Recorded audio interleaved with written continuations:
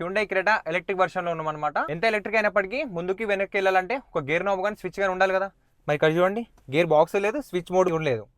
మరి ఎట్లా వెళ్తామని చెప్పేసి అంటారా, హ్యుండై వాళ్ళైతే మెర్సిడీస్ నుంచి ఇన్స్పైర్ అయ్యి ఆ నాబ్ అయితే ఇక్కడ తీసుకొచ్చేసి అనమాట. సో ఇక్కడ కనిపిస్తుంది కదా, ఇది గేర్ లివర్ అనమాట. ఇక్కడ నుంచి మనము ముందుకనేసి drive mode and neutral and reverse park mode ఇవన్నీ కూడా మనమైతే ఇక్కడ నుంచి షిఫ్ట్ చేసుకోవచ్చు. సో సెంటర్ కన్సోల్లో ఇంకొంచెం స్పేషియస్గా డిజైన్ చేద్దామని చెప్పేసి ఇక్కడ నుంచి ఆ సిస్టమ్ అంతా తీసేసి ఇక్కడ పెట్టేసి అనమాట. And this is not a gear knob, ఇది ఒక వైర్ త్రూ ఎలక్ట్రానిక్ మోడ్ అనమాట, జస్ట్ బటన్. సో దట్ పక్కన చిల్డ్రన్ కానీ ఇంకోరైనా కూర్చున్నా కూడా వాళ్ళకైతే డిస్టర్బెన్స్ ఉండదు. బై మిస్టేక్లో వాళ్ళు ఏదైనా తిప్పినా కూడా మనకి ఇక్కడ ఎలాంటి ప్రాబ్లం అయితే ఉండదు అనమాట. This is the very best and practical feature అని చెప్పేసి అనిపించింది నాకైతే. దీంట్లో ఇంకో క్రేజీ ఫీచర్ వచ్చింది, బేసిక్గా నాలాంటి క్రియేటర్స్కి చాలా పనికి వస్తుంది.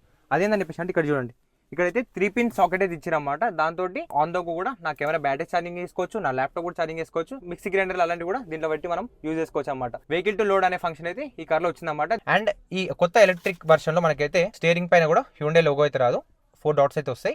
And this is not the first time, already వీళ్ళ ఐయోనిక్ 5 అనే ఎలక్ట్రిక్ కార్ లో కూడా ఈ ఫీచర్ అయితే ఇచ్చారన్నమాట. I mean gear knob, steering wheel and vehicle to load system ఇవన్నీ కూడా ఐయోనిక్ 5 లో కూడా వచ్చినాయి అనమాట. ఇలాంటి కంటెంట్ కోసం లైక్ చేసి ఫాలో చేయండి.